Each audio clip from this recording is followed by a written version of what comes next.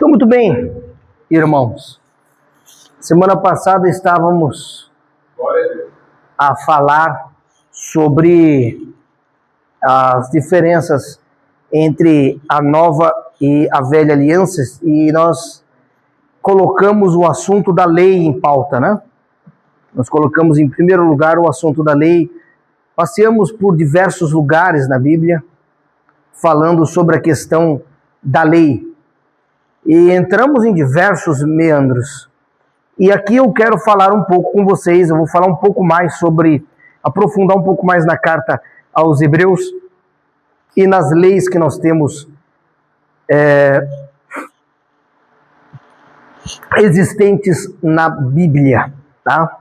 Então vamos lá. A carta escrita aos Hebreus, cujo autor dessa carta ele não se identifica, é uma carta escrita evidentemente ao povo hebreu, e o povo hebreu é o povo israelita, o povo judeu, e talvez por isso que não se identificaram, porque se foi Paulo que escreveu ou narrou, nós teríamos um problema, e esse problema seria que por muitos judeus ele era considerado um traidor, então eles não iam querer ler. Talvez tenha sido estratégica a não identificação do autor do livro. Mas a carta aos Hebreus ela é uma carta que tem uma forte influência paulina, isso é indiscutível. Ainda que a forma com que foi escrita em seus originais, talvez ela não componha exatamente a estruturação de uma carta paulina, a mentalidade por detrás dessa carta ela é paulina. Isso é indiscutível.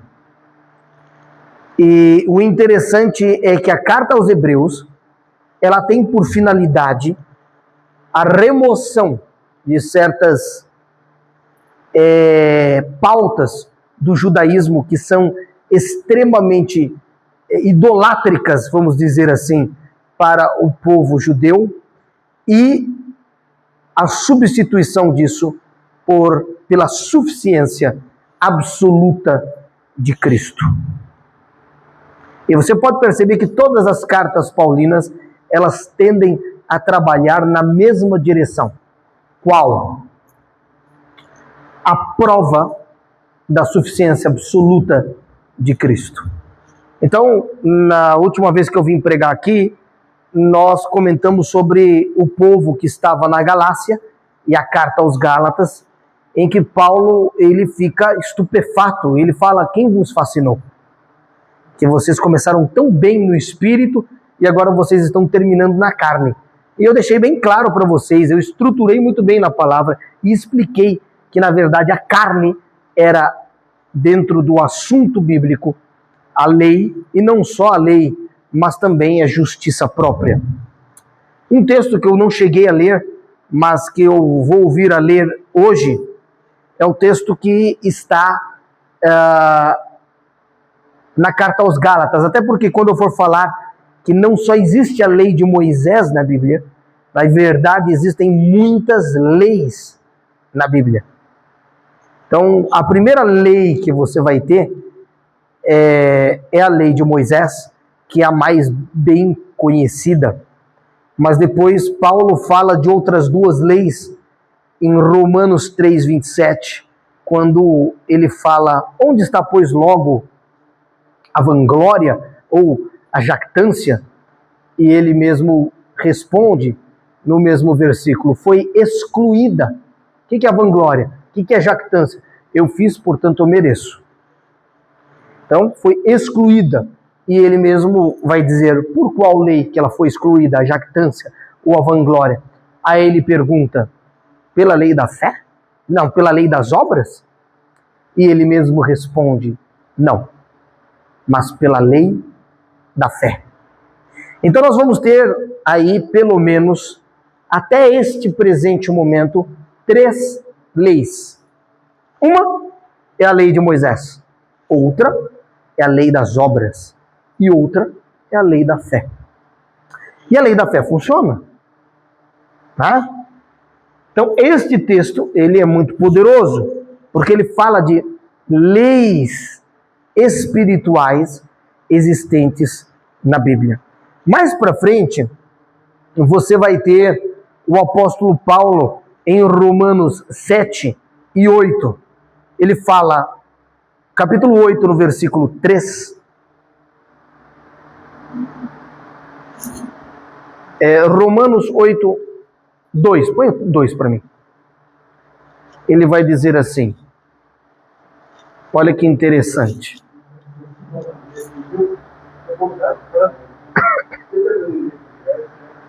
Muito bem. Porque a lei do Espírito de vida em Cristo Jesus. Veja, esse Espírito de vida em ela era inacessível antes da encarnação de Cristo. Ela só é possível de ser acessada hoje porque Cristo morreu e abriu seu corpo e nós temos como estar no corpo de Cristo. Até porque dentro do corpo triuno de Deus, dentro do trinitário, não havia ninguém com carne e ossos. Não havia um corpo. Por quê? Porque Deus é Espírito. Né? E é isso que o apóstolo Paulo deixa claro, e não só o apóstolo Paulo, mas o próprio Jesus, na conversa com a mulher samaritana, em João 4, 24, se não me engano, que Jesus vai dizer: Deus é Espírito. Importa que os que o adorem em espírito e em verdade. Deus não é carne. Deus não é matéria. Deus existe antes da matéria. E o que cria, o que é criado vem depois dele. Mas ele não está contido na existencialidade.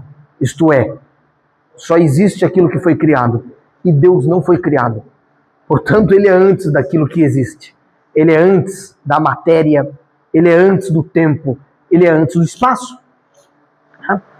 Então, quando ele diz que Deus é Espírito, e importa que os que o adorem, né, em espírito e em verdade, nós estamos falando da natureza de Deus, que ela vai além de uma estruturação que se dá apenas depois da morte e da ressurreição de Cristo.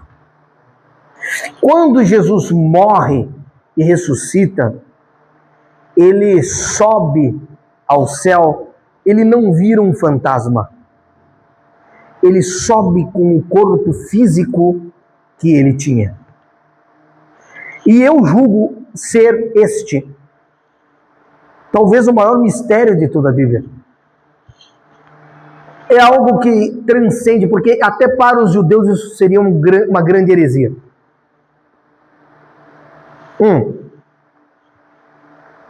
Veja o que Paulo diz em 1 Coríntios capítulo 15, no versículo 50. Tá? Ele deixa claro um princípio. Que princípio é este? E agora digo isto, irmãos, que a carne e o sangue não podem herdar o reino de Deus. Não é ponto facultativo. É que não podem. E tem um princípio pelo qual não podem. Porque dentro da carne existe corrupção. E a corrupção não pode herdar a incorrupção. Então, como é que Jesus sobe ao céu com carne e ossos e está lá? Então, quando a gente analisa a pessoa de Jesus, nós começamos a entender um princípio em Cristo absolutamente novo. E que princípio é este? Jesus vence a corrupção na carne, o que significa que depois da ressurreição, a carne de Jesus é diferente. Ele está revestido de carne, mas o fator corrupção nele é inexistente. E isto significa que Jesus é uma nova criação, que nunca antes existiu na eternidade passada e que só passa a existir na eternidade futura. A estrutura da Trindade muda para sempre. Por quê? Porque todos aqueles que forem habitar dentro deste corpo de Cristo tornam-se participantes do corpo triuno. A igreja faz parte da Trindade, porque é o corpo de Cristo. É? Ah, mas isso não está na Bíblia. Está. Em diversos lugares da Bíblia. Você vai lá olhar em Colossenses 1:24, se não me engano, né? Colossenses 1:24. Regozijo-me agora no que padeço por vós, e na minha carne cumpro o que resta das aflições de Cristo pelo seu corpo, vírgula. Agora vem a oração sintética, explicativa, que é a igreja. O corpo de Cristo, ele não é simbolicamente a igreja. A igreja não é simbolicamente o corpo de Cristo. Ela é fisicamente, estruturalmente e literalmente o corpo de Cristo. As pessoas gostam de tornar tudo fantasmagórico, né? Tudo é símbolo, fantasma. Não é. É literal isso. Esse que é o the jump of the cat, o pulo do gato. É assim? Esse que é o pulo do gato. Esse que é o grande mistério de tudo. Jesus,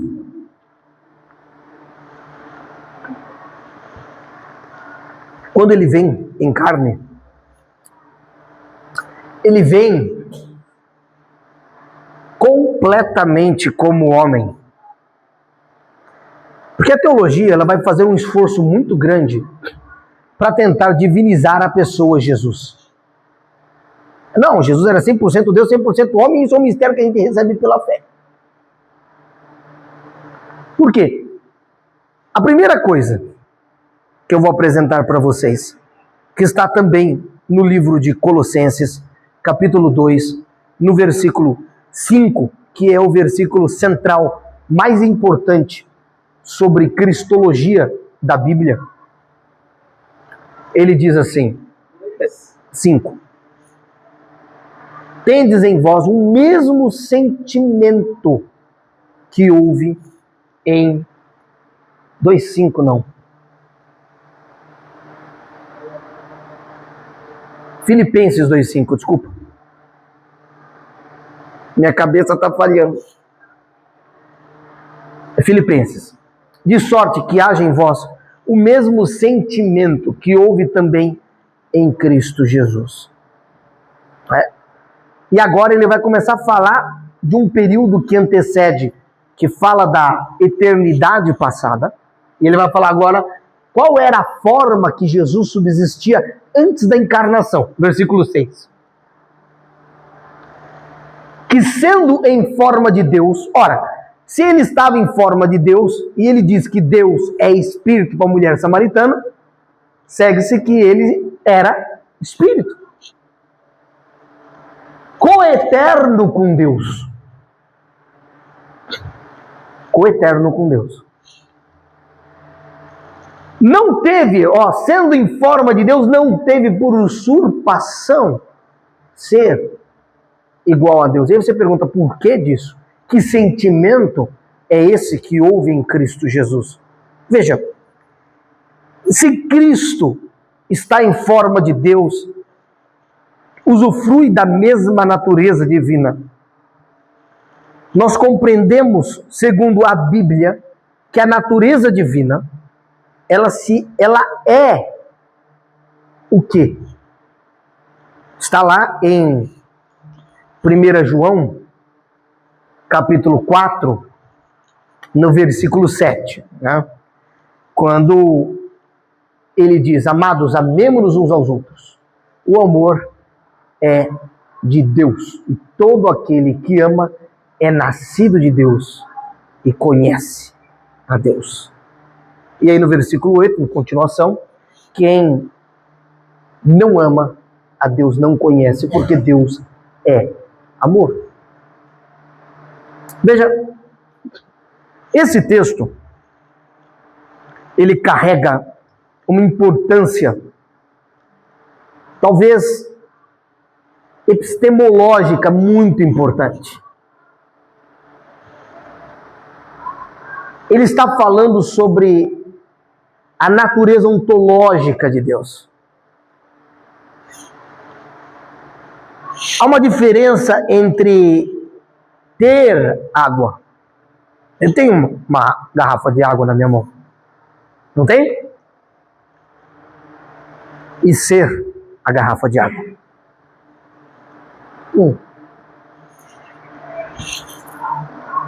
Ter e ser são coisas diametralmente diferentes. Eu tenho uma garrafa, eu sou a garrafa. Eu tenho amor, isso faz parte de um dos meus atributos. Eu sou amor, esta é a minha natureza.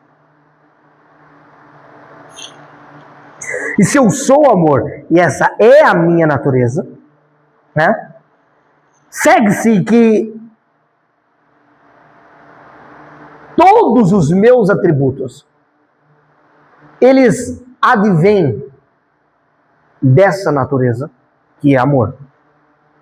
E aonde você mais vê falha dos eruditos estudiosos cristãos? Quando eles vão falar dos atributos de Deus. Eles erram aqui. Eles não analisam que a natureza de Deus é amor e que, portanto, desta natureza advém todos os seus atributos.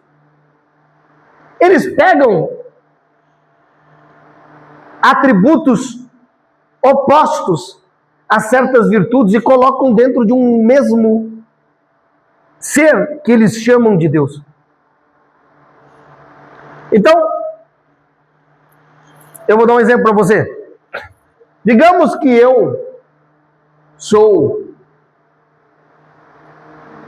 digo para vocês o seguinte, irmãos, eu tenho a virtude da honestidade. Pessoal, tá bom? Que bom. Desde que não haja nenhuma câmera funcionando e tenha esquecido, e não tenha como me pegar, e tenha esquecido a porta do cofre aberta. A pergunta que eu faço, e que todo bairro quer saber, é: eu algum dia tive a virtude da honestidade? Se ela é condicional, significa que eu nunca possuí. E qualquer virtude é assim.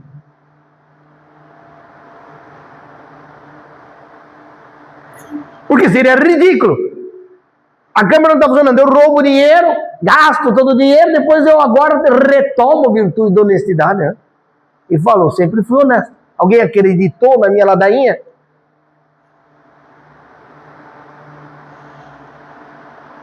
Eu sou bom, desde que você não pise no meu calo. Eu carrego a virtude da bondade.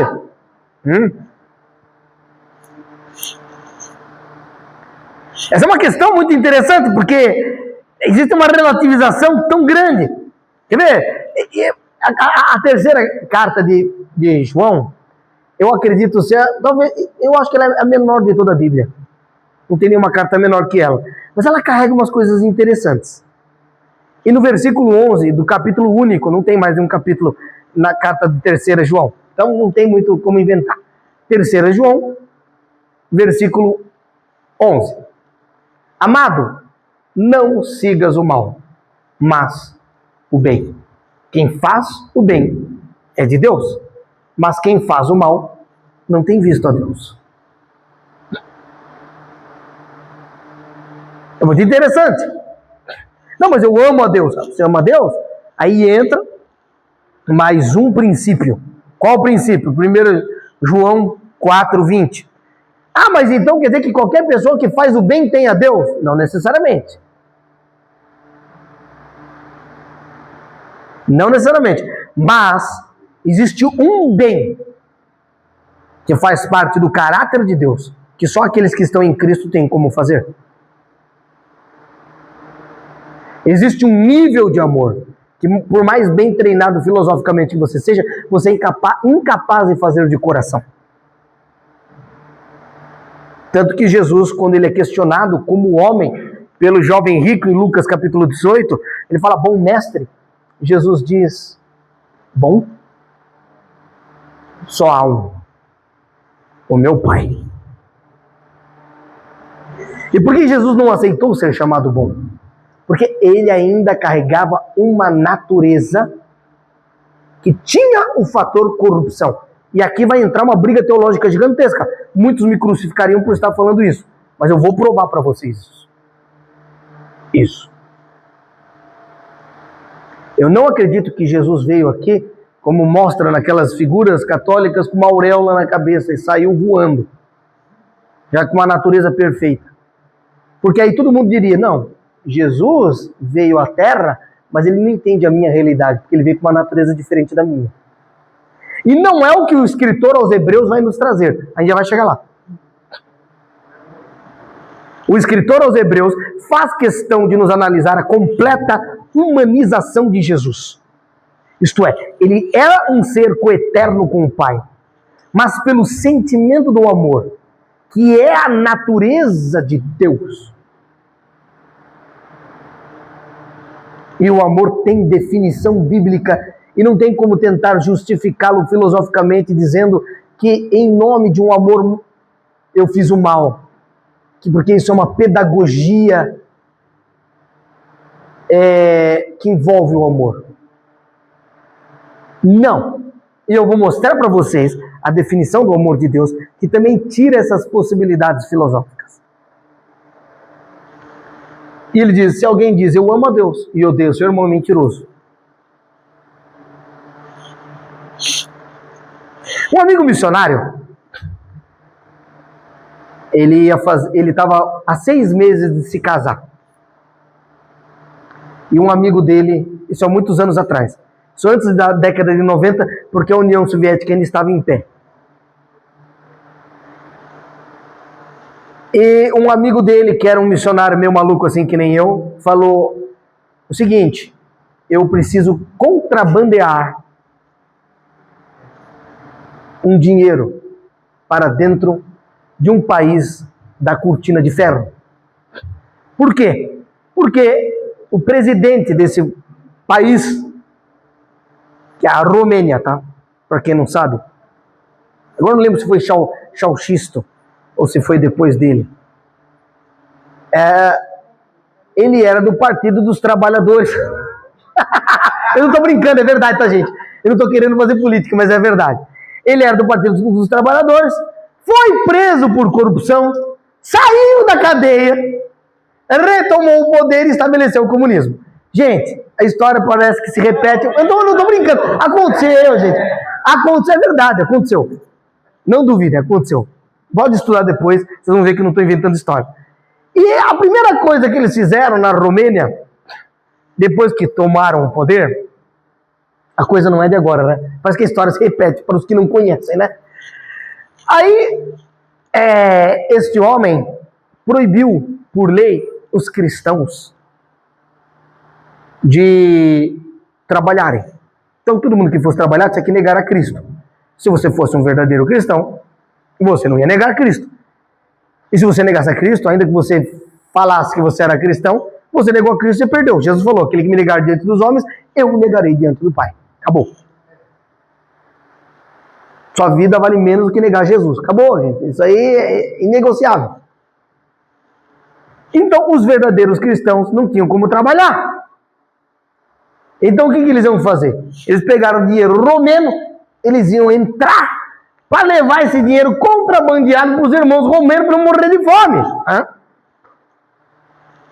E ele chega para esse meu amigo e milagrosamente eles conseguiram o dinheiro romeno num banco europeu.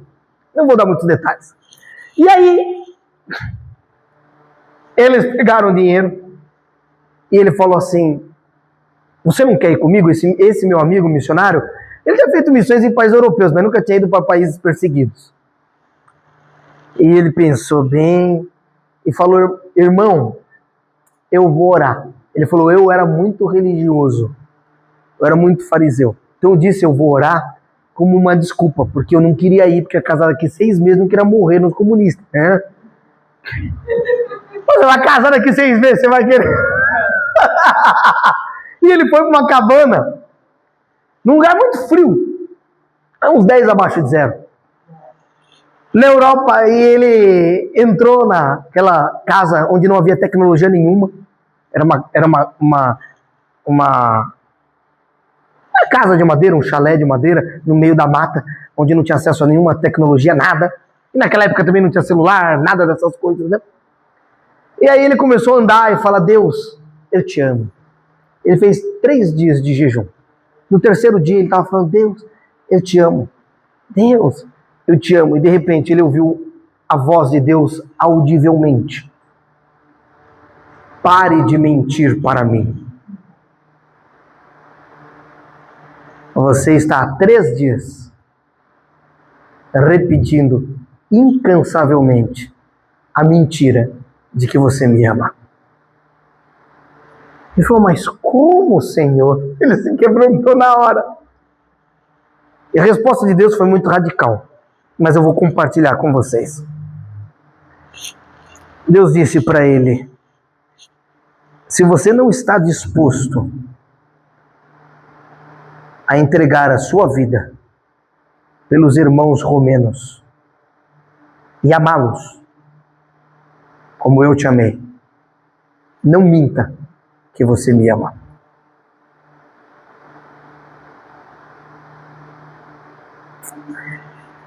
Aonde é que está isso? Aqui em 1 João 3,16. Engraçado que João 3,16 também fala do amor de Deus, mas aqui eu estou falando de 1 João 3,16. Também fala do amor, diga-se de passagem. Conhecemos o amor nisto. 2 pontos. Que ele, quem? Jesus, deu a sua vida por nós. E nós devemos, é um mandamento imperativo cristão, dar a vida pelos nossos irmãos. E aí, Deus deu primeiro esse texto para ele, depois deu 1 João 4,20, em que dizia: se eu digo amar a Deus, eu odeio meu irmão e eu não amo meu irmão, eu sou mentiroso. 4,20.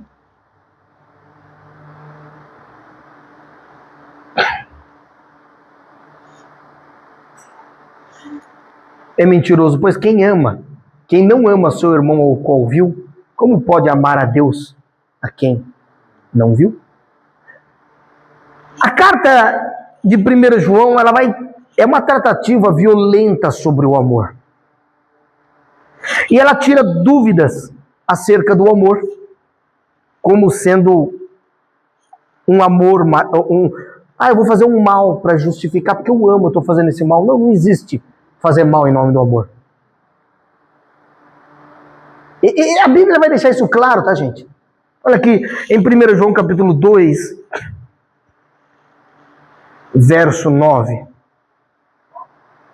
1 João 2, 9.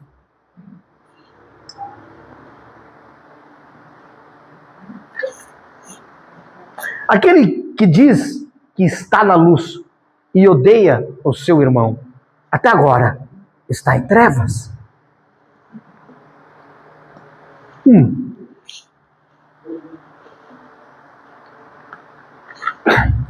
Eu estou na luz.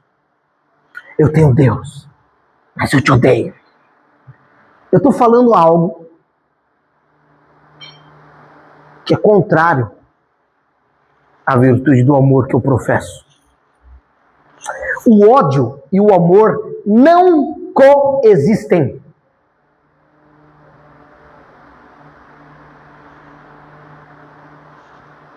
O amor e o ódio não coexistem. Não fazem parte de uma mesma natureza. Tá? E continua, verso 10. Aquele que ama seu irmão está na luz, e nele não há escândalo. Verso seguinte. Mas aquele que odeia seu irmão está em trevas, e anda em trevas, e não sabe para onde deva ir, porque as trevas lhe cegaram os olhos. O que é estar em trevas? É não ter o amor de Deus. E a Bíblia ela é clara quanto a isso. Obrigado pelo café. Eu só não vou tomar, que senão eu não vou dormir, mas agradeço a gentileza. É verdade, se eu tomar nessas horas eu não durmo mais. Se bem que a gente ainda vai para o monte depois, só Deus sabe de tudo.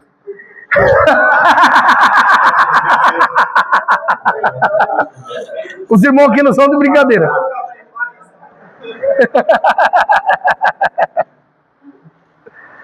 E aí você vê pessoas falando, não! Então se o que importa é o amor, não interessa se eu estou em pecado, se eu amo o pecado, se eu faço tudo errado, se eu demonstrar um pouquinho de amor, fizer um pouquinho de caridade, estou justificado diante de Deus. Deixa eu te dizer, a caridade é possível de ser feita sem o amor de Deus. O amor de Deus é algo que só é possível de ser manifesto para aqueles que participam da natureza divina. É impossível um ser natural viver o amor de Deus e manifestá-lo ao mundo. É uma questão ontológica, é uma questão de natureza, é uma questão estrutural. É impossível um carrinho 1.0 produzir 1.500 cavalos. Por quê? Porque o motor 1.0 não suporta 1.500 cavalos. Ah, mas eu vi o carro lá da Koenigsegg, daquele cara, o carro tem 1.500 cavalos. Ah, acredito que tem um V8. Com 4 turbinas. Não, mas eu vi lá o outro que tem 1.600. Ah, é um W16 lá, o Bugatti. Não é nem V8. É W. É tum. É 2 V8, um no outro, sabe? Eu acredito que dá para colocar até 5.000 cavalos naquele negócio. Não tem, por questão estrutural, a possibilidade de um ser natural manifestar o amor de Deus. E João também vai dizer isso. Em 1 João 2,15, ele deixa claro o seguinte: não ameis o mundo, nem o que no mundo há. Se alguém ama o mundo, o amor do Pai não está nele. Pode fazer firula, caridade, videozinho de Instagram que emociona todo mundo. Você é um falsário e você é um hipócrita, mas você não manifesta o amor de Deus, porque você ama o mundo. Isso é uma questão de natureza. Quem faz parte de outro sistema não tem como manifestar essa natureza, porque ela só existe dentro do corpo de Cristo. Não há outro que a possua. Jesus chega até a falar, em João capítulo 1 diz, ali estava a verdadeira luz, que alumia todo homem, porque existe falsa luz. Se a luz que em ti há são trevas, quão grandes são essas trevas? Quer dizer que existe luz que é trevas.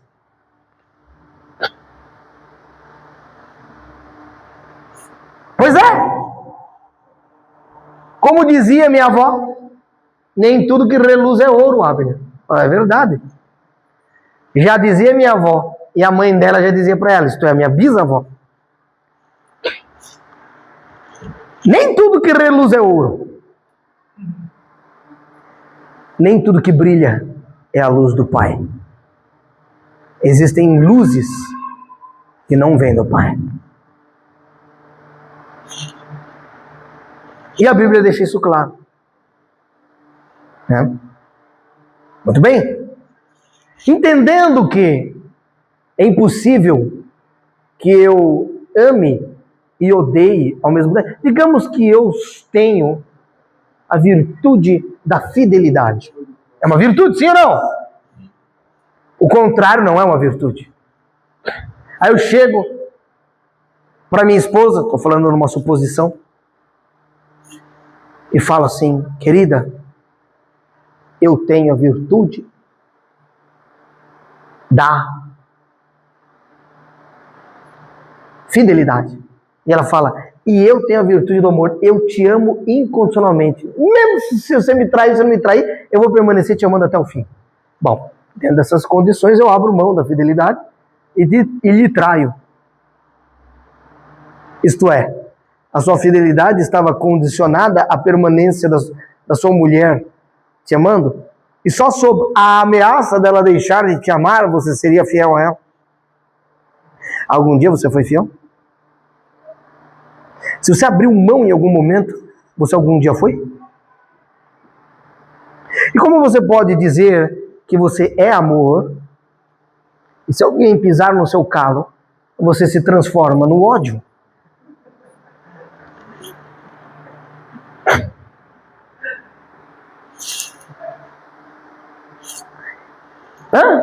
De duas uma: ou eu estou mentindo, ou eu estou me enganando, sai das duas e vai para três, ou eu sou esquizofrênico, ou eu sofro de bipolaridade. Nesse caso, um Rivotril vai bem, né? Gadernal. Ou eu sou esquizofrênico.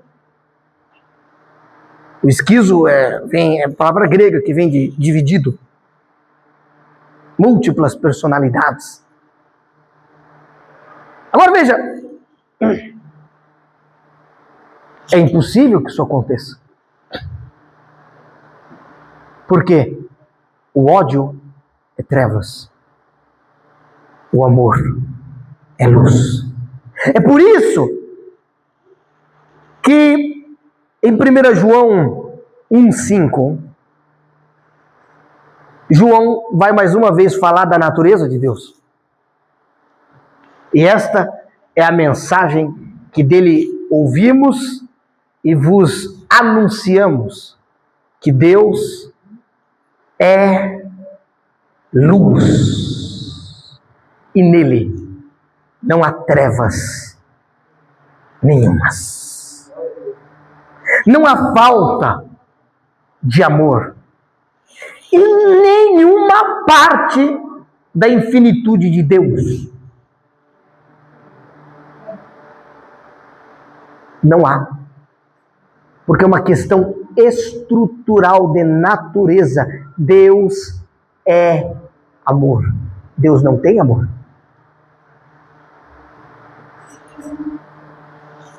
Você entende a profundidade do texto de 1 João 4, 7 e 8? Quem não ama, Deus não conhece, porque Deus é amor. Tudo bem, vamos um pouco mais profundamente. Ora, se A igual a B e B igual a C, logo A igual, se A igual a B e B igual a C, logo A igual a C, certo? Lembra dessas regrinhas que a gente aprendia na escola? Eu lembro. Eu não lembro do nome do professor de matemática. Lembro, Heloísa. Era professora, mas teve antes dela, teve um outro professor que eu não lembro o nome dele. Lembro da cara dele, mas não lembro do nome. E eles trabalhavam com essas propriedades, né? Se A igual a B e B igual a C, logo A igual a C. É óbvio, né? Então, se Deus é amor e o amor é, logo Deus é. Ao descrever a virtude do amor, descreve-se a natureza de Deus. Porque Deus é amor. Sim ou não? Tudo bem? A descrição central e perfeita da Bíblia sobre o amor, que ganhou muitas músicas, é 1 Coríntios capítulo 13, a partir do versículo 1. Mas tem música em português e em inglês falando sobre, ainda que eu falasse a língua dos anjos e dos homens e não tivesse amor, isso de nada me aproveitaria, não é verdade? Por que ele está dizendo isso? Mas, gente, tem muita música. Tem música em inglês. Tinha até um rapaz que cantava, nem lembro o nome dele. E cantou em português, fez uma música em português também. Nem eram crentes. Nem crentes eram. De tão famoso que ficou esse texto. Mas aqui ele fala, ainda que eu falasse a língua dos homens e dos anjos e não tivesse amor, seria como o metal que sou e o sino que tine. Contextualizando vocês, nessa região de Corinto, e nessa era, e nessa região grega, onde Paulo evangelizava, havia adoração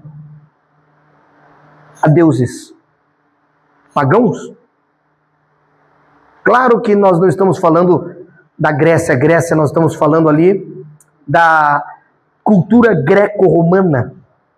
Roma acaba incorporando a cultura grega.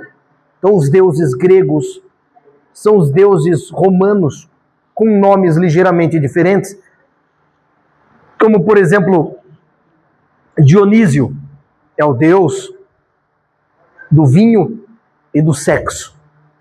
Entre os romanos é Baco.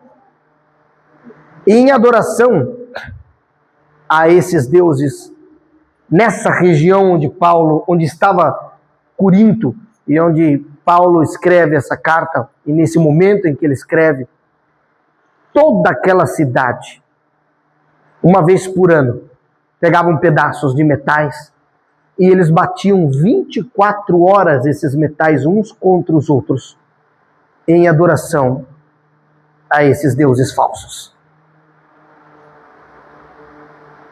Então quando Paulo... Gente, o máximo que eu vi foi panelaço de 30 minutos, 40, né? Agora você imagina 24 horas, o Brasil inteiro. Não, pode ser só Osasco. Batendo, mas não para por nada. Vai ter uma hora que você... O que seria isso para você, Gerson? 24 horas, turma de Osasco inteiro batendo metal com metal. 24 horas. Como é que você descreveria essa experiência vivida?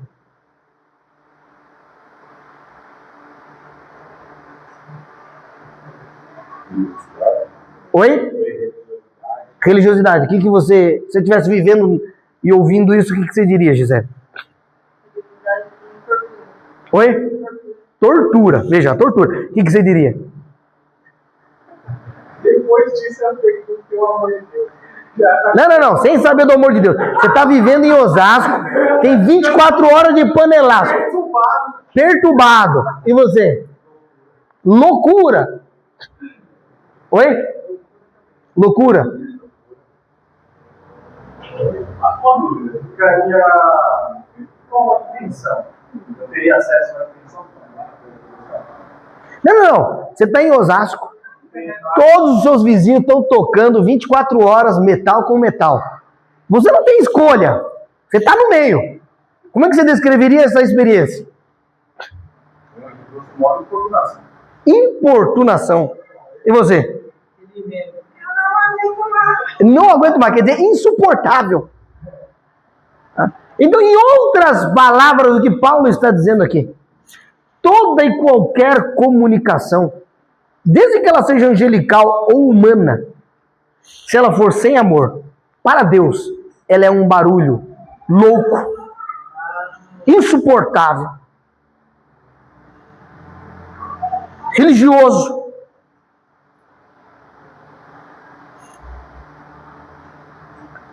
Tudo que não é amor é barulho para Deus. É um panelaço de 24 horas na orelha dele. Ele, mas eu estou fazendo um lindo louvor. Barulho!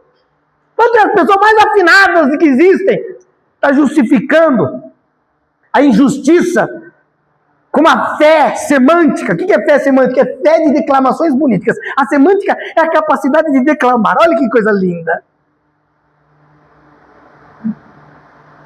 É a arte da declamação poética. Que coisa fantástica. A fé semântica é a fé de declamações lindas e bonitas, porém com uma vida absolutamente vazia. Então você está ali declamando coisas lindas e quando você desce no púlpito você está cometendo injustiça com... É barulho. Insuportável.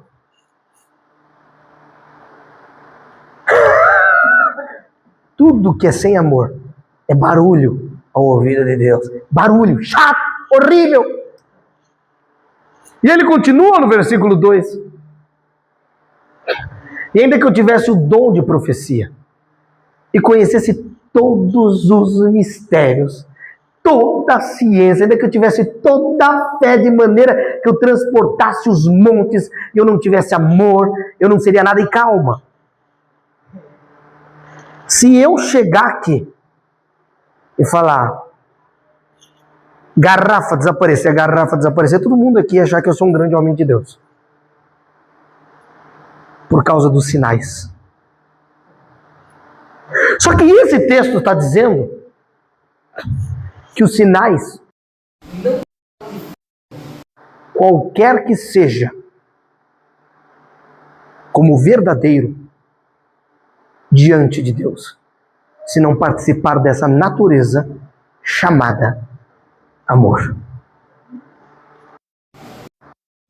Deus não se impressiona. Por quê?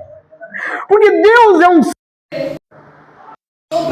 natural, isto é, ele está acima do natural, evidentemente.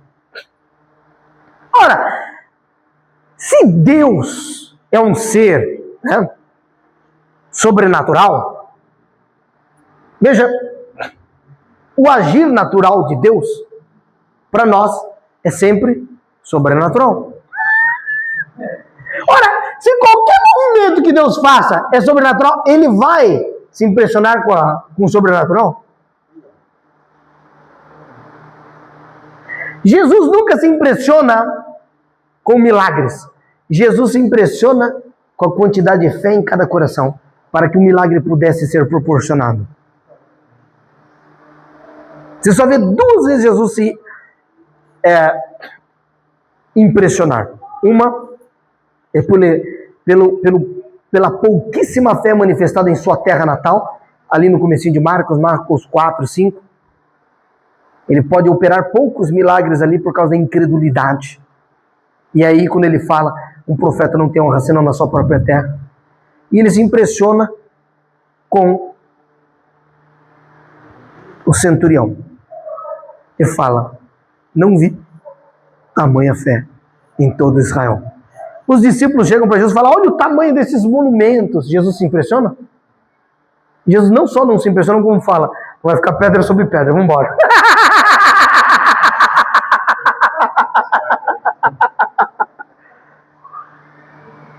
Que você esteja impressionando ele pela quantidade de fé e não pela falta dela, né?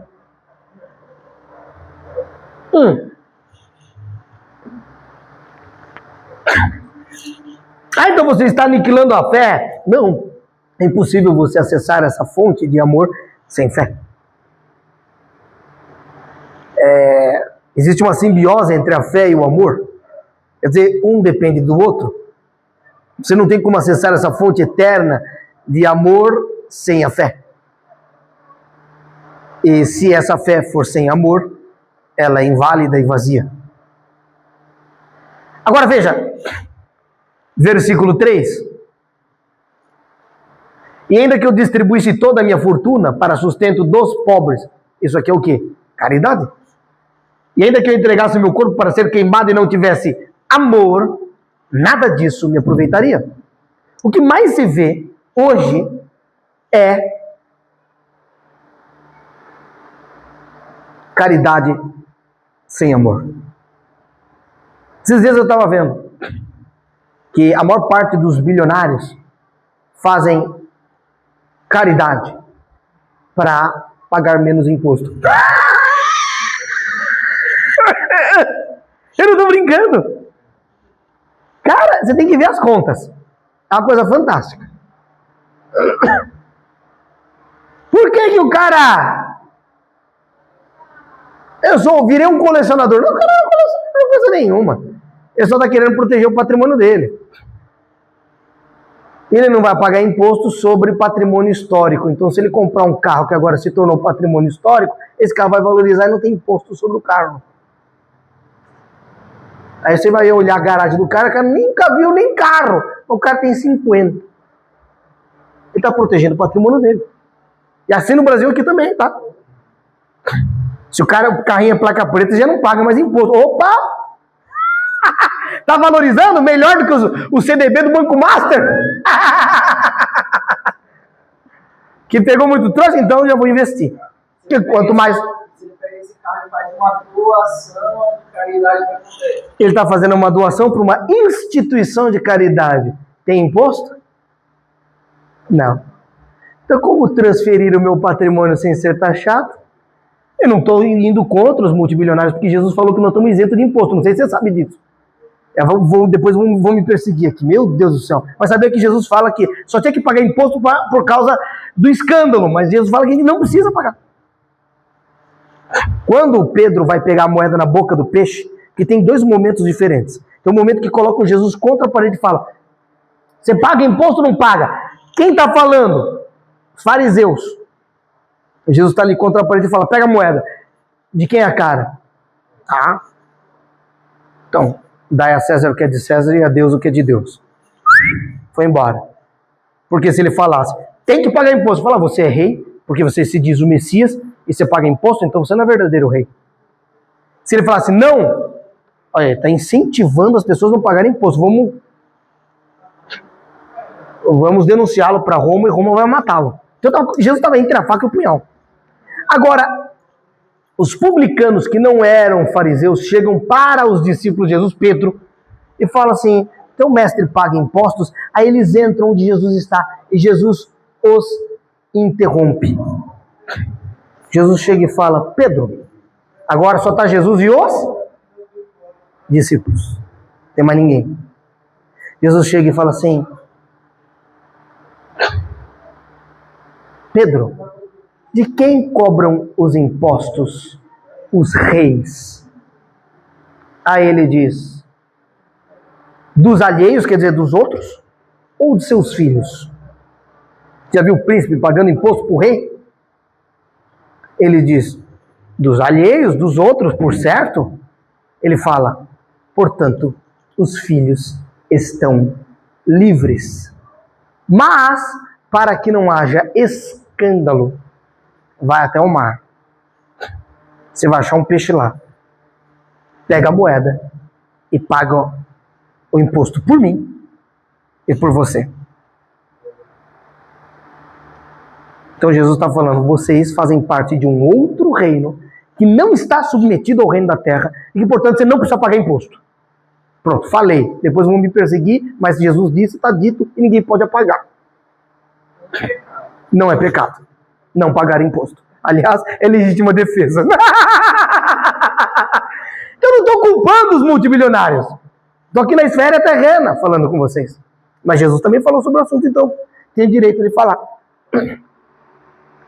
Mas você percebe que não tem nada a ver com o amor de Deus, tem a ver com proteção patrimonial. Comentário sobre essa questão de proteção patrimonial. Essa questão bem histórica. Por 5 milhões. Por tempo valorizou para 10. No ato da doação, por ser doação, abate imposto, mas não é mais abatimento de 5, é abatimento de 10. Porque teve valorização. Nos Estados Unidos funciona dessa maneira. Excedente, o quanto valorizou, se você, por exemplo, recebeu do seu pai uma moeda de ouro que valia, sei lá, $5.000 e por causa do valor histórico dela passou a valer 25 e você declarar isso, imediatamente na hora da venda o governo vem e fala, olha, eu não vou te taxar nos 5, eu vou te taxar nos 20 que você ganhou, é 28% de imposto. Até nos Estados Unidos é assim. Então existe essa taxação. Agora, isso eu estou falando no caso de você estar vendendo. Mas não no caso de você ter recebido uma doação, porque você não vendeu, não virou líquido. Você tem um carro, o carro está valorizado, é que nem a ação de uma empresa, você comprou a ação da empresa. E a ação valorizou para R$1.000, valia 1, agora está valendo 1.000. Não pode taxar, a não ser agora no Brasil, todo mundo está fugindo. Glória a Deus por isso. Está indo para o Uruguai, Paraguai, agora está assim, né? Mas não existe. Por exemplo, como é que, por exemplo, o Elon Musk é rico? Ele não tem dinheiro na conta bancária. Ele tem ações que valorizaram muito. Por isso que ele tem 800 bilhões, não é valor na conta bancária. Ele fez um trabalho nas empresas dele, que como um conjunto valorizaram demais o preço das ações, e ele não recebe salário em dinheiro, ele recebe salário em ações. Então o dinheiro que ele tem, eu vou comprar o Twitter, eu te dou tantas ações de tal coisa, você me dá tanto de tanto, então ele faz uma permuta e não paga imposto. Faz escambo com ações. A melhor maneira de você nunca pagar imposto é fazer escambo com ações. E a pessoa faz com Bitcoin também, desde que seja uma ação que você não faça a transação, você tem que vender a carteira fria. Aí vai muito da confiança, né? Você fez a transação, eles identificam. Aí pronto. Aí eles vão querer cobrar imposto. Então o ser humano está fugindo de imposto. Isso não tem nada a ver com o amor de Deus. Nada. Glória a Deus. Pera aí. Tem a ver com proteção. Você tem todo o direito de proteger o seu patrimônio, eu não estou falando contra. Até estou te ensinando um pouco como faz. Mas a questão é, para o sustento dos pobres, o que você quiser. E político. Meu Deus do céu. Quando chega período de eleição, pode perceber, 6 meses antes da eleição começam as obras. Terminou, meu filho, mais 4 anos sem obra. Lá na cidade de Ibiúna, que fica do lado da minha cidade, tinha uma estradinha de terra e o prefeito foi lá e asfaltou. Grande, nossa, que bonitinho, asfaltou. E aí o pessoal elegeu ele. 3 meses depois da eleição, começou a esburacar. Ele colocou uma camada tão fina que foi o suficiente para segurar só até ele ser eleito literalmente. E pior que depois que ele saiu, os buracos no asfalto é pior que buraco de terra. E a estrada ficou intransitável. Era melhor que não tivesse feito. Caridade. Para quê? Para se promover. Por isso que Jesus falou, que uma mão fizer, a outra não fica sabendo.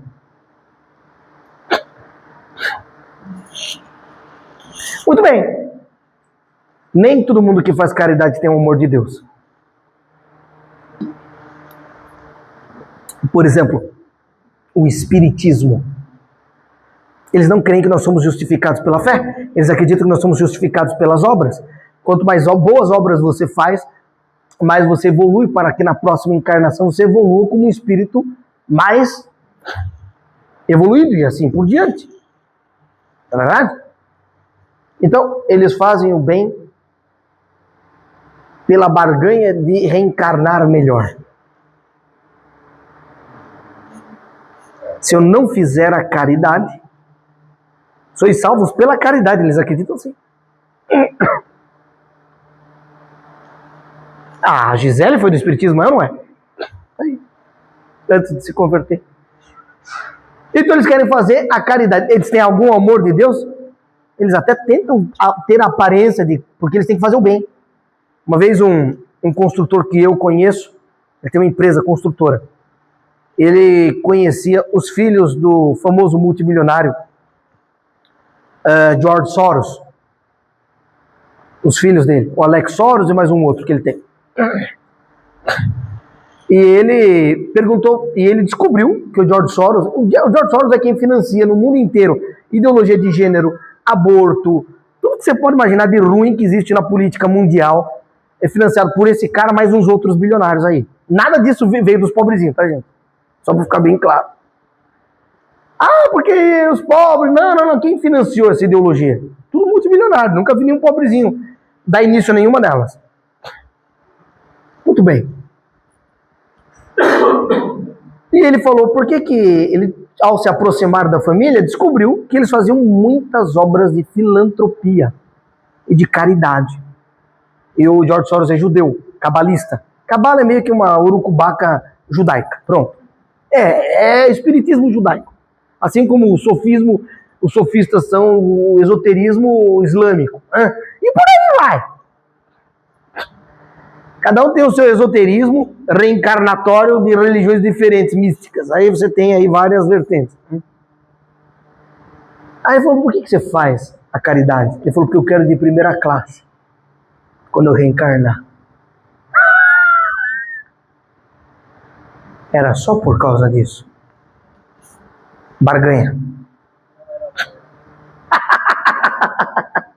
Barganha.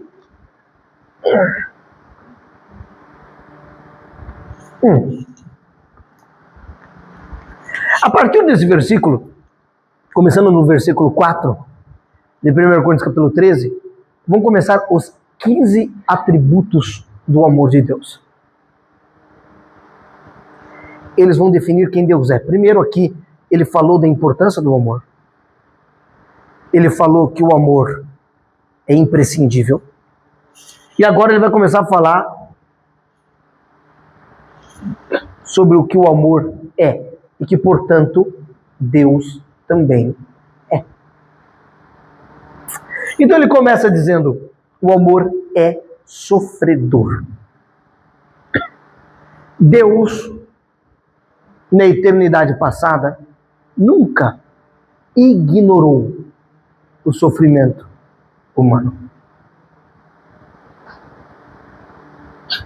Ele sofria junto. Porque essa é a natureza dele. Quem ama, sofre em prol de algo. A mãe, ela quer ter um filho.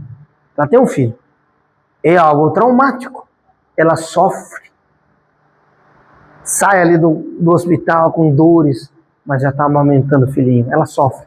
Ela abre mão do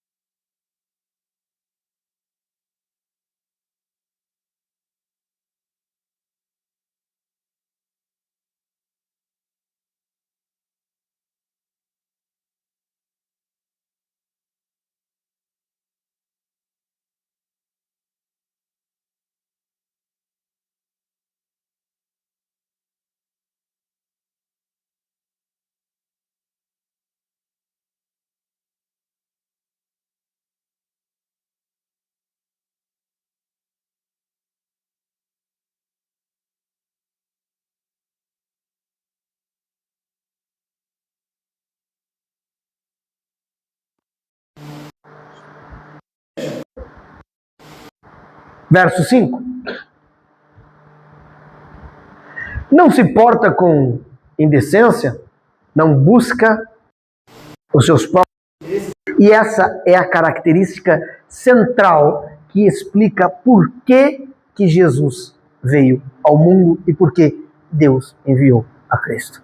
Porque em sua natureza, ele nunca buscou os seus próprios interesses, porque ele é amor. Deus nunca se ensoberbeceu, eu sou bom. Tanto que Jesus disse, se eu testificar de mim mesmo, meu testemunho não é verdadeiro.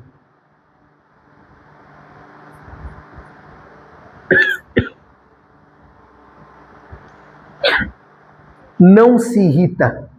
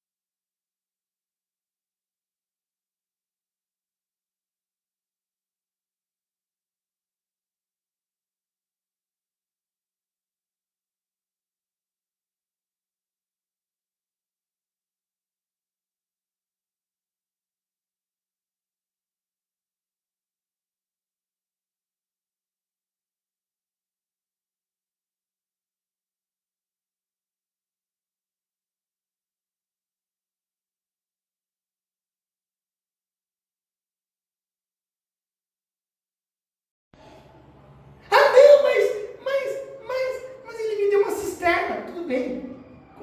Era para ter dado muito mais que uma cisterna. Era para ter criado uma infraestrutura. O Brasil era para ser um país de nível Europa. Com rodovias maravilhosas. Com uns 10 trilhões que foram desviados na primeira gestão. E agora está explodindo em tudo que é canto. Escândalo de corrupção. Mas tem gente ignorante que se alimenta de Instagram. Que ainda volta a votar no cara. Que não conhece a história também, porque até Hitler era do Partido dos Trabalhadores, né? Era o Partido Nacional Socialista dos Trabalhadores Alemães. Esse era o partido de Hitler. Nazista. Nacional Socialista dos Trabalhadores Alemães. Aliás, o partido dele era socialista. Olha que coisa linda! Ninguém sabe. É de direita. Estava querendo dizer que Stalin era de direita esses dias. É uma coisa fantástica. Não vou discutir política, senão eu perco o amor de Deus no meu coração. Eu não posso me desviar no meio da pregação. Não dá. Né? Eu já começo a ficar irritado com o demônio. E o amor não se irrita. Então, a gente tem que cuidar. Mas não tem como deixar de comentar. Não tem como deixar de comentar. Mas folga com a verdade. Quer dizer, Deus ama o que é verdadeiro. Deus ama o que é verdadeiro. Continuando. Verso 7. Tudo sofre. Por isso que Jesus suportou a cruz. Ele estava disposto a tudo. Tudo crê. Tudo espera, tudo suporta. Quando você chega e fala, aquela pessoa não tem mais jeito, acabou o amor. Quem não acredita mais perdeu o amor de Deus. Por isso que um casamento fundamentado no amor de Deus não tem como acabar. Agora, se o casamento está fundamentado no seu amor, quando você for contrariado, ele termina na esquina e você vai achar um monte de justificativas fora da natureza divina, na sua justiça própria, na lei de Moisés, no raio que o parta, você separar da sua esposa, ou do seu marido, ou do seu marido. Mas, dentro do amor de Deus, não existe isso. Aí uma vez um rapaz chegou para mim e falou assim, eu quero saber por quê? Porque não existe mais amor. Eu falei, o seu acabou, que bom. Agora está dando espaço para Deus nascer, que não acaba aqui nada. Glória a Deus. Porque sempre a desculpa que não existe mais amor. Coisa fantástica. Mas tudo suporta, eu não suporto mais, não tem mais jeito. Desculpe. Tudo suporta. Veja, o amor ele deixa a gente entre a faca e o punhal, porque ele não dá espaço para questionamentos. E a geração atual é a geração cristal. A geração passada, até os católicos, acho que os católicos são menos divorcistas do que os protestantes. Você chega lá no Nordeste, assim, aquelas velhinhas, não nasci para separar. Com um crucifixozinho dela na mão. Mas não separa, poder cair a parede na cabeça, não separa. Glória a Deus por elas. Mas crente, a maior parte dos crentes que a gente vê por aí. Alguma coisa sobre o amor de Deus ela entendeu por princípio e não abre mão. Porque tudo está suportando. Está aqui! O amor é uma coisa que tudo espera. Não tem mais jeito. Cansei. O amor não se cansa, meu filho. Você imagina Jesus pegar e falar, tenho o direito de poder ser essa cruz. Eu tenho o direito de ser feliz. Eu tenho o direito de ser feliz, esse bando de arrogante. Não vou dar vida para esses vagabundos. E Jesus teria razão, porque a gente é treva pura. A gente é tanta treva. Que às vezes eu tenho indignado com Deus. Ele tem tido coragem de entregar o filho dele por mim. Como é que pode entregar por uma peça tão horrível como eu sou? Mas ele entregou. Então eu tenho que acreditar. Fala, Deus, bom, se o Senhor entregou, eu tenho que confiar que o Senhor é perfeito. Não confio em mim, mas confio no Senhor. Porque não é possível. Eu não tenho como. O ser humano é uma coisa tão horrível. Mas Deus entrega o filhinho dele. E aí entramos no versículo 8. O amor nunca falha. Mas tem jeito? Tem. Mas não tem mais jeito? Tem. Mas eu não acredito que tá.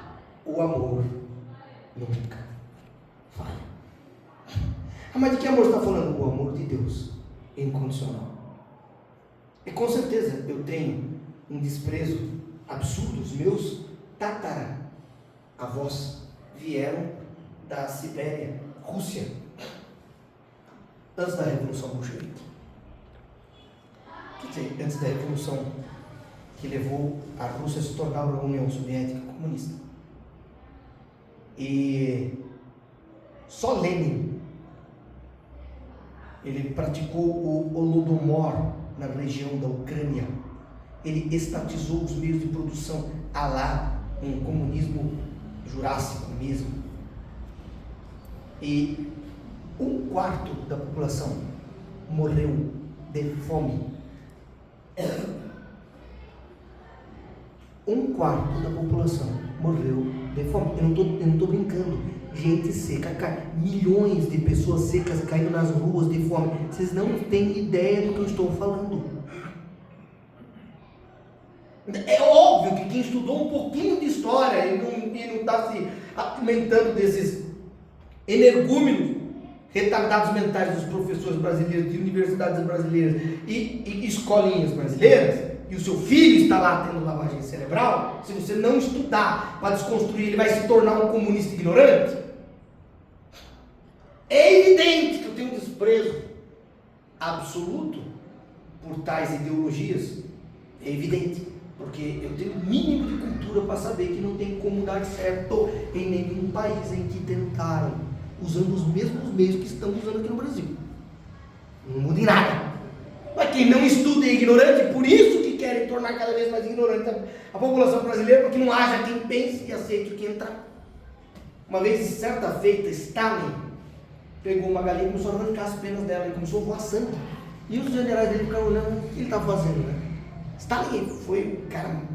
Foram 70 milhões de pessoas mortas na Rússia para estabelecer o comunismo. 70 milhões. Hitler matou só 7 milhões de judeus. Tá? Hitler está justificado perto desses caras. Não estou justificando ele, tá? Mas assim, estou falando em números. Né? Ele começou a arrancar as penas. Mas Stalin foi perverso, matou assim, irmão, matou gente da família. Ele seguiu a risca Maquiavel. Livra-me dos meus, não Maquiavel, mas agora não sei se foi Hobbes ou foi Descartes que disse: livra-me dos meus amigos, porque livra-me dos meus amigos, porque dos meus inimigos me livro eu. Isto é, você nunca está esperando a traição de alguém que é seu amigo, né? Portanto, com eles que você deve se preocupar. E Stalin levou isso à risca, matou assim todo mundo, era tio, era não sei, matou tudo. E dentro do regime russo comunista, foram perseguir uma comunidade cristã. E perseguiram. E essa comunidade se dividiu em 5 frentes. Porque eles falaram: nós não podemos ir todo mundo junto. E se nós formos todo mundo junto, os frios são rigorosos. Na Rússia chega a 70 abaixo de 0. Essa história verídica que eu estou falando não é fantasia. E eles dividiram em 5 frentes.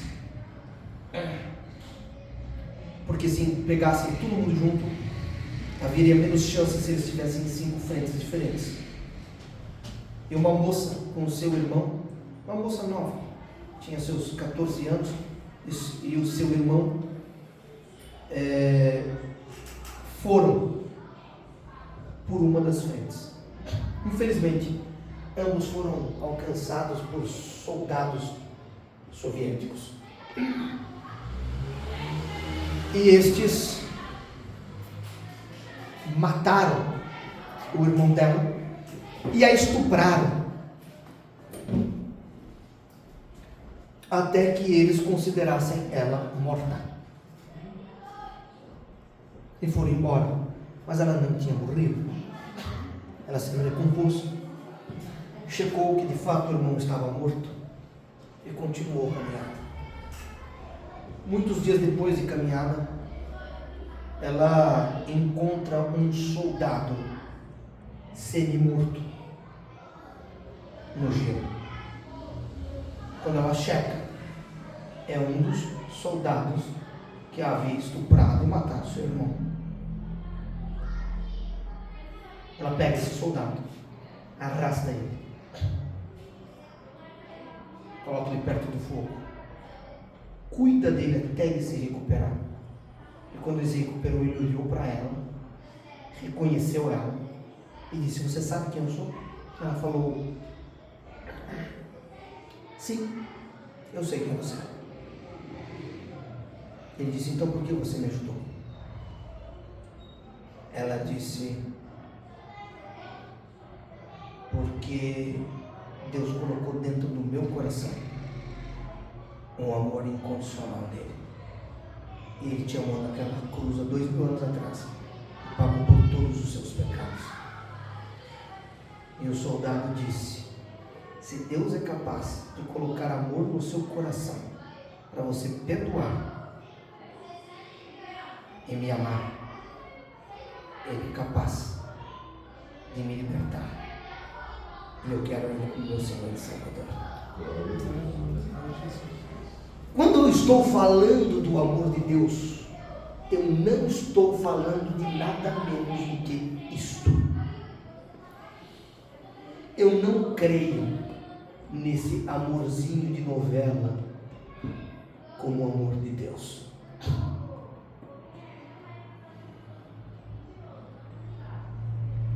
Eu não creio num amorzinho de novela que termina com um suspiro na nuca como sendo sinônimo do amor de Deus. E se sexo fosse sinônimo de amor, não haveria divórcios no mundo. E a prostituição não seria a profissão mais antiga da terra. Pessoas que se amam, sim, podem ter intimidade sexual, é evidente isso. Mas sexo nunca foi sinônimo de amor. Diga-se de passagem, o amor não falha.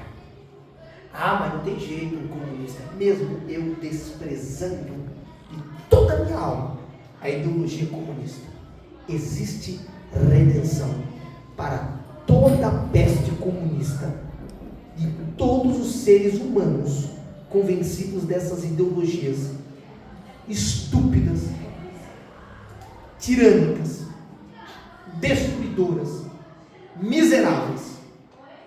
Existe salvação, redenção através do amor incondicional de Deus para com todos eles. E quem disser que não há, não conhece o amor e nem a Deus. É radical. Nunca disse menos que isso. E não acredito que a cruz seja menos radical do que eu estou lhes apresentando agora. Mas isso é muito radical. E Deus não. E dá Jesus naquela cruz por você. Aí então Deus não é radical. Me desculpe. Porque pelo mal as pessoas também são radicais. Agora o único problema é quando a pessoa é radical pelo amor de Deus.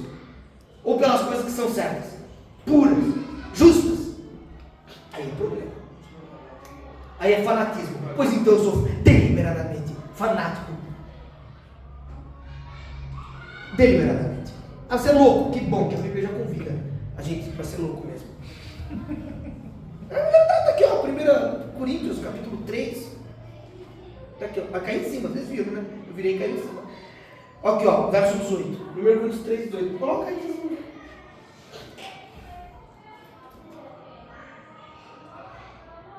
Ninguém se engane a si mesmo, se alguém dentre vós se tem por sábio neste mundo, faça-se louco para se tornar sábio.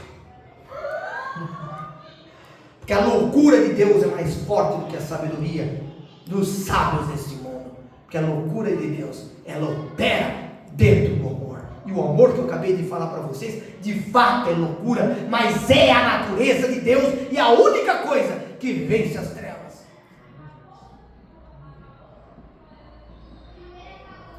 Engraçado isso. Mas como é que é? Todas as teologias, judaica, islâmica, todas, você vence o mal com um mal maior. Mas não na cristã. Romanos, capítulo 12, versículo 21. Olha só que texto forte. Não te deixes vencer do mal, mas vence o mal com o bem. Não há nenhuma outra, pode estudar todas as religiões da terra, você não vai encontrar nenhuma que diga isso. Volta para 1 Coríntios 13, 8 e vamos terminar. Que essa é só a introdução da palavra, mas é isso aí. 1 Coríntios 13, 8. O amor nunca falha. Mostrei para você que mesmo um caso terrível, o amor não falha. Havendo profecias serão aniquiladas. Ah, mas Deus deu um aviso de que o Brasil vai para o brejo. Vai mesmo. Mas se houver alguma pessoa que tem uma fé, que opera pelo amor, ela vai crer, ela vai ter esperança, ela vai declarar, essa nação vai mudar. Por causa de um. Irmão, só precisa de um, não precisa de dois, não precisa nem de três. Só precisa de uma pessoa que crê. Se essa nação for para o brejo, é porque não teve um que creu. Isso inclui a mim.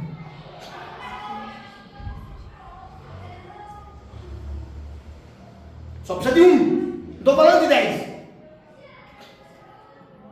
Ah, então deu um aviso, profecias serão aniquiladas? Sim. Pela fé, quando Deus avisa uma coisa ruim, nós podemos interferir e não acontecer. Havendo profecias podem ser aniquiladas. Pelo quê? Pelo amor. Pela fé que opera pelo amor, que é o que Paulo diz lá em Gálatas 5:6, deve ser isso. Vamos ver se é. Porque em Jesus nem a circuncisão nem a circuncisão tem valor algum, mas sim a fé que opera pelo amor. É a fé que opera pelo Pai, porque o Pai é o amor. Fora do amor não existe fé pura. Volta para 1 Coríntios 13, 8. Havendo profecias serão aniquiladas. Fantástico. Então Deus é melhor do que eu imaginava. Muito melhor do que você imaginava. Havendo línguas cessarão. Havendo ciência desaparecerá. Que ciência? A ciência da própria palavra. Que tal coisa vai acontecer? Se houver um amor maior, até aquilo que haveria de acontecer não acontece por causa da manifestação do amor. Até as profecias mais cataclísmicas de fim de mundo podem ser evitadas. O capítulo de Lucas 21 inteiro é um capítulo escatológico. Mas quando você olha como Jesus termina, fala da parábola da figueira, fala do que interpreta como grande tribulação. Não vou entrar em assuntos escatológicos hoje, mas você vê como Jesus termina. No versículo 34, coloca Lucas 21, 34. Ninguém lê o final. A pessoa só lê a parte de nação contra nação, reino contra reino, pandemias, pestes, não sei o que. Está vendo, tem que se cumprir. De fato, ali havia uma ciência do que haveria de acontecer. Só que Jesus chega aqui e fala: e olhai por vós mesmos. Coloca para mim a revista atualizada. Você está na CF, que é isso.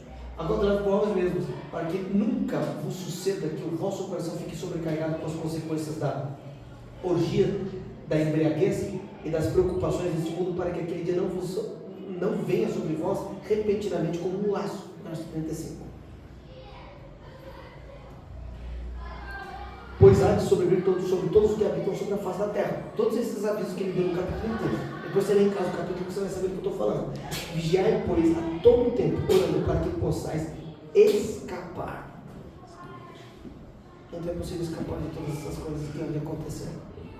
Coloca agora a CF. Havidos por dignos de evitar todas estas coisas que iam de acontecer. Quer dizer que a igreja que anda em perfeito amor e verdadeira fé pode evitar todas as pestes mundiais que esse bando de louco quer lançar, pode evitar todas as guerras, todas as tiranias, e existe ferramental em Cristo para isso. Quer dizer, a ciência trazida por Jesus no capítulo inteiro, falando da escatologia e falando da catástrofe, pode inteira ser evitada, mas eu nunca vi ninguém pregando sobre isso, porque não há quem tenha fé. E Jesus disse o que em Lucas 18? Quando, pois, o Filho do Homem vir sobre a terra, achará fé?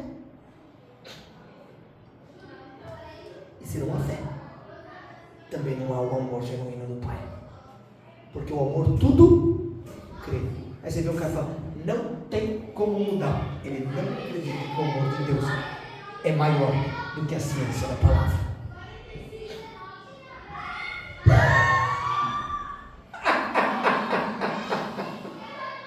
Ficou claro? Deu para você entender a profundidade da natureza de Deus e por que? Vou mais longe, não posso deixar de citar esse versículo bíblico. Olha o que Jesus fala acerca do caráter de Deus. Lucas 6,35. Não posso esquecer desse versículo. Jesus. Amai, pois, os vossos inimigos, fazei bem e emprestai sem nada esperai-lhes, e será grande o vosso galardão, e sereis filhos do Altíssimo, que é o Pai, que é Deus, porque Ele, quem? O Altíssimo, é benigno, até para com os ingratos e maus. Mas quem com ferro fere com ferro será ferido. Na teologia do Zé Ninguém, na teologia dos que não conhecem a Deus e que ficam usando salmo de guerra para justificar a morte de gente na Palestina, e aqui eu não estou justificando o Hamas, mas explodir um prédio inteiro porque tem um túnel embaixo também não é justificável, desculpe. Também os judeus sem Cristo não são santos. E muito menos o Hamas, que está louco para tirar gente do meio da rua. São terroristas? Sim. E eu vejo engraçado, né, como o ser humano é hipócrita. Free Palestine, Palestina livre, você vê até pichado em São Paulo. Agora, nessa semana, o Irã, que financia o Hamas, bloqueou todos os sinais lá no Irã e matou 43 mil em 2 dias, coisa que não se vê desde o Holocausto na Segunda Guerra Mundial. Em Gaza, contando a morte de todos os israelenses, mais todas as pessoas que morreram com tudo aquilo de explosão que você viu, drone, etc e tal, em 6 anos de guerra em Gaza, morreram 64 mil. Em 2 dias, mataram 43 mil. Você viu alguém falar alguma coisa dos apoiadores do Hamas? Da esquerdinha vagabunda brasileira que fica defendendo, e pior que o Lula mandou o nosso urânio enriquecido para esses retardados que chegaram com um navio de guerra aqui. Para ver se eles faziam bomba atômica. E o Lula, eu sou totalmente favorável ao Irã. Aí você olha, vocês estão vontade de rasgar as vestes. Mas Irã sem Jesus no coração é igual Benjamin Netanyahu sem Jesus no coração, é igual a todo o resto sem Jesus no coração. Está cheio de gente conservadora que não tem Cristo e também não tem o amor de Deus. Ter opinião política correta não significa que você conhece a Deus. Isso não significa que eu quero que a nação vá para o brejo. Então, gente, tá aqui, Deus é bom até para com os ingratos, irmãos.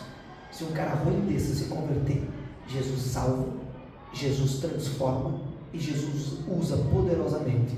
Vide Paulo. E Paulo, ele falou, ele confessa aqui em Atos, dizendo que ele torturou. Eu vou deixar aqui para vocês verem, não achar que eu estou inventando moda. Aqui está em Atos 20 e... só ver aqui. Um discurso dele. Calma aí. Não.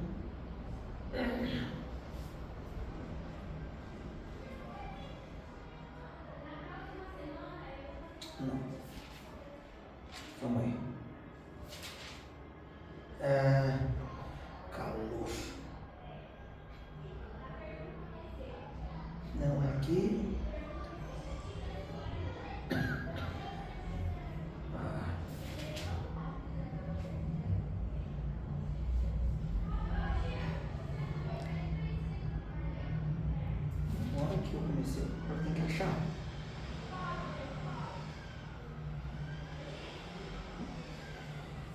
Gente, Paulo, num dos discursos dele, eu estou achando que em Atos 22,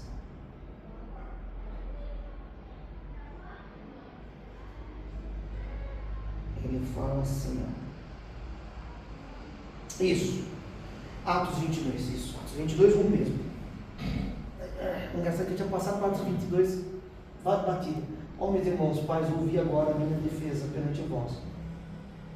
Quando ouviram falar-lhes em língua hebraica, maior silêncio guardaram, e disse: quanto a mim, sou judeu, nascido em Tarso da Cilícia, nessa cidade, criado aos pés de Gamaliel, instruído conforme a verdade da lei dos nossos pais, zeloso de Deus, como todos vós hoje sois. Então ele era zeloso, mas não tinha conhecimento nenhum de Deus. Ter zelo de Deus significa que conhece. O islâmico também tem zelo de Deus, é o demônio. E persegui este caminho até a morte, prendendo e pondo em prisões tanto homens como mulheres, como também o sumo sacerdote e testemunha em todo o conselho dos anciãos, recebendo carta destes carta para os irmãos. Fui a Damasco para trazer maniatados, quer dizer, amarrados para Jerusalém, aqueles que ali estivessem, a fim de que fossem castigados. Ora, aconteceu que, indo eu já de caminho, tem mais uma parte aqui, mas só vem maniatados, e ele fala o seguinte: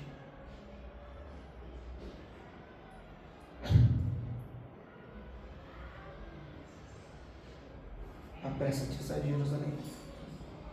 Isso aqui, ó, verso 17. E aconteceu que, tornando eu para Jerusalém, quando orava no templo, fui arrebatado para fora de mim. 18. E vi aquele que dizia: dá-te depressa, sai apressadamente de Jerusalém, porque não receberão o teu testemunho acerca de mim. E eu disse: Senhor, eles bem sabem que eu lançava na prisão e açoitava nas sinagogas. Olha só, eles bem sabem que eu lançava essa turma na prisão e açoitava na sinagoga os que criam em Jesus. Paulo açoitava a turma. Continua, verso 20. E quando o sangue de Estevão, tua testemunha, se derramava, também eu estava presente. E consenti na sua morte, e guardava as capas dos que o matavam. Está aqui. Quer dizer que ele fazia questão da turma apedrejar. Ele disse: vai, porque enviar-te aos gentios de longe. E ouviam até essa palavra. Tem mais uma parte aqui.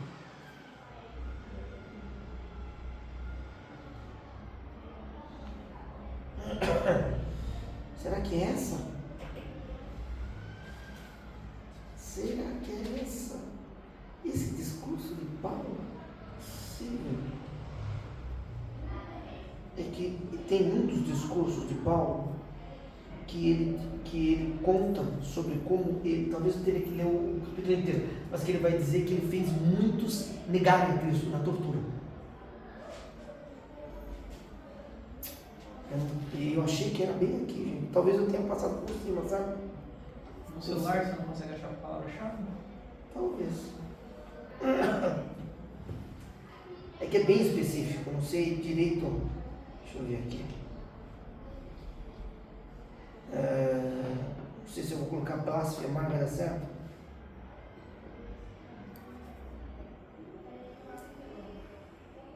Vou colocar só em Atos. Sim. Eu estava em 22, no capítulo 26. Bem que eu falei, é um outro discurso de Paulo. Quer ver? Isso mesmo. Verso 8. Era só eu abrir aqui que eu achava. Que coisa, né? Pois que julga coisa incrível entre vós, Deus ressuscite os mortos. Verso 9. Eu, na verdade, cuidava que devia praticar muitas coisas contra o nome de Jesus Nazareno, o que com efeito fiz em Jerusalém, pois havendo recebido a autoridade dos principais sacerdotes, não somente encerrei muitos santos em prisões, como também dei meu voto contra eles quando os matavam. Então Paulo está aqui confessando, tá? E castigando muitas vezes por todas as sinagogas, obrigava-os a blasfemar. Está aí, ó. Quer dizer que foi na tortura, tá? E demasiadamente enfurecido contra eles, mesmo por cidades estranhas, os perseguia. Cego. O Alexandre de Moraes era o é verdade, tem redenção para esse homem também, mas existe uma igreja hoje que teria a capacidade de orar pelos adversários como a igreja da época de Paulo, para que Jesus se apresente a ele?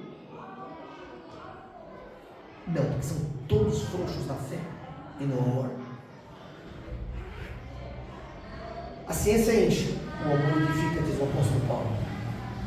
A igreja da nossa era tem muita ciência, pouco amor e fraca na fé. É isso, meus irmãos. Eu nem ia comentar sobre isso, mas depois que eu comentei, tem que mostrar. Senão depois vai falar, ele fala, não mostrou. Tem isso, né? Aí veja, terminada a palavra, tudo isso foi só para estruturar e vocês entenderem de forma, o axioma, né, de forma ontológica, a natureza de Deus segundo Cristo, não segundo filosofia besta, não segundo teologia mal feita misturada com filosofia para ficar justificando o injustificável e fazendo malabarismo teológico e filosófico para justificar coisa que não tem como justificar. Deus é exatamente isso que eu analisei, porque eu falei que é introdução, porque o próximo tema é continuar no assunto e desenvolver a partir disso, evidentemente, né? Sabendo o que é a natureza de Deus. Claro que poderíamos ir até mais profundamente nesse tema, e com certeza o tempo já se esvaiu. A palavra foi curta hoje. Tivemos pelo menos mais de 3 horas de palavra. Que eu comecei às 8 horas e são 8 e 8. E agora são 10 e 8. São 4 horas. Não, 2 horas. Só 2 horas? Não foi 2 horas. Ah, verdade. 2 horas de palavra. 2 horas de palavra para a gente fazer a introdução. Então, glória a Deus. Eu queria que você se colocasse de pé, vamos orar. Dúvida. Tendo um entendimento da introdução sobre a natureza de Deus, qual seria a próxima abordagem quando? Bom, se ainda estiver no Brasil, a gente continuaria falando. Eu nem entrei, eu falei que ia entrar em Hebreus, nem entrei, você viu, né? Deu um comentário, nem cheguei perto. Fui, entrei na natureza de Deus, não deu nem para chegar, tocar na carta aos Hebreus. Deus sabe o que faz. Então nem consegui chegar lá. Então, nem entrei em Gálatas, que eu falei que ia entrar. Eu deveria entrar. Vamos ver se Deus também não me dá mais uma introdução fantástica. Para quem vai para um monte da praia, Não, um monte vai por orar. Tá certo, Isso que eu estou com a voz ruim. Então, glória a Deus. Por isso que eu falei mais baixo dessa vez também. Então, queridos, vamos orar. Acho que o maior objetivo de todo filho de Deus é conhecer a Deus através de Cristo. Eu chuto que 98% dos cristãos, inclusive fiéis, que amam Jesus, não conhecem nem a Deus e nem a sua natureza. E alguns conhecem experimentalmente, mas não racionalmente. E muitos, acho que a questão da experiência é muito importante. Porque quando você experimenta o amor de Deus é importante, é impossível continuar. Pai, queremos te agradecer por essa noite. Obrigado. Queremos declarar sobre a vida de cada um dos nossos irmãos. Que cada um aqui possa buscar com sede e fome, para que possam conhecer profundamente o amor de Deus e o próprio Deus em sua natureza absoluta. Queremos te conhecer em todas as dimensões e queremos abrir o nosso coração para vivermos em perfeito amor, em nome de Jesus. Amém.